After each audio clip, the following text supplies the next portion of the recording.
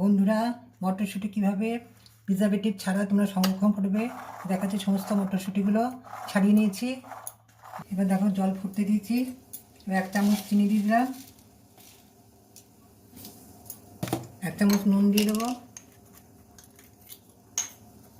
নেবো দুটো হাফ দিয়ে দিচ্ছি। এটা নুন চিনিটা ভালো করে মিক্স হলে জলের মধ্যে আমি মটরশুঁটিগুলো সব দিয়ে দেবো। সব পরিষ্কার ভালো মটরশুঁটি নিতে হবে, নিয়ে একদম পরিষ্কার করে নিতে হবে। নিয়ে গরম জলটা দিয়ে দিলাম, এর মধ্যে আর কোনো ঝামেলাই নেই। এবার যে একটু ফুটে উঠবে সঙ্গে সঙ্গে এটাকে আমাকে ঠান্ডা জলের মধ্যে দিয়ে দিতে হবে। নিচের দিকে জল নেমে যাবে, যে একটু ভেসে উঠবে মটরশুঁটিগুলো সব। দেখো ফুটে উঠেছে, যেইটা ভেসে উঠেছে আমি সঙ্গে সঙ্গে এইটার মধ্যে ঢেলে দেবো। চাটনিটার মধ্যে নিয়ে ঠান্ডা জলের মধ্যে দিয়ে দেবো।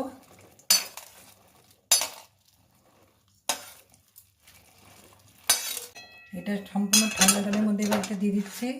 দেখো এবার ঠান্ডা জলের মধ্যে দিয়ে দিয়েছি। কিছু বরফের মধ্যে দিয়ে দিলাম তাড়াতাড়ি ঠান্ডা হওয়ার জন্য।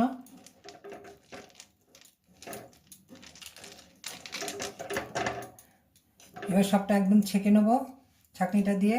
ছেঁকে তারপরে আমি একটু কাপড়ে মুছে ড্রাই করে নেবো। এবার এর মধ্যে দিয়ে দিলাম তোয়ালেটার মধ্যে। দেখো ভালো করে জল ঝরিয়ে নিয়েছি। জল থাকলে বরফ ফ্রিজে রাখার পরেও তাহলে ক্রিস্টাল হয়ে যাবে। যেন জলটা ভালো করে মুছে নিতে হবে।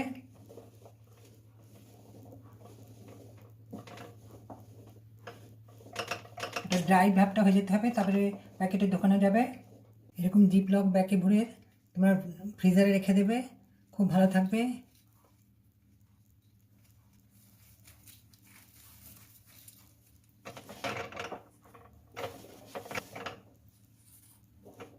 কিন্তু দেখে নেবে জল যেন একদম না থাকে, ড্রাই করে নিতে হবে ভালো করে।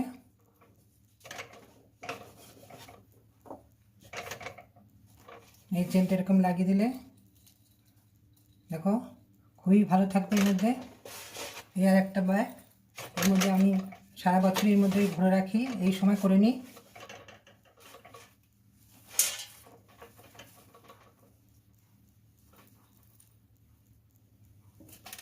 দেখো এইভাবে হয়ে গেল।